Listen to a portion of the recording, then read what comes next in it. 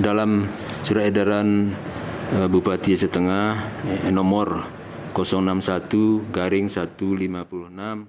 Bupati Aceh Tengah Sabil Abu Bakar terbitkan surat edaran yang membatasi ASN untuk keluar daerah periode Natal dan Tahun Baru 2021. Surat edaran itu diterbitkan Sabila pada 10 Desember 2020. Surat itu juga telah diteruskan kepada seluruh organisasi perangkat daerah untuk disampaikan kepada seluruh ASN di lingkungan masing-masing. PLT Sekda Aceh Tengah Arslan Abdul Wahab kepada RRI mengatakan, pada prinsipnya surat edaran itu terbit dalam upaya pemerintah Aceh Tengah mencegah terjadinya penularan COVID-19.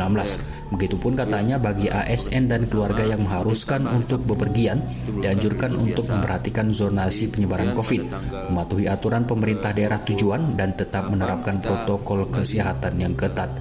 Ia juga mengaku sejauh ini belum ada pejabat eselon 2 di Aceh Tengah yang mengajukan cuti kepada Bupati Aceh Tengah. Kita sebenarnya sudah menerbitkan juga surat edaran Bupati terkait dengan menghadapi libur akhir tahun ini, baik itu Natal maupun Tahun Baru.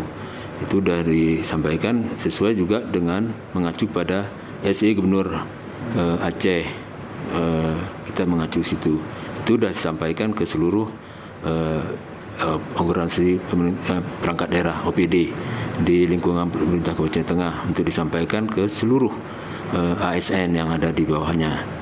Dalam surat edaran itu, lanjut Arslan, pemerintah daerah juga merincikan libur ASN mulai dari 24 sampai dengan 26 Desember. ASN kembali bertugas katanya pada 28 sampai dengan 30 Desember. Sementara 31 Desember sampai dengan 3 Januari 2021 libur tahun baru. ASN kembali masuk pada 4 Januari 2021. Sebagai bentuk pengawasan, kata Arslan, pimpinan daerah langsung akan menyidak sejumlah SKPK untuk memastikan surat edaran bupati itu dipatuhi.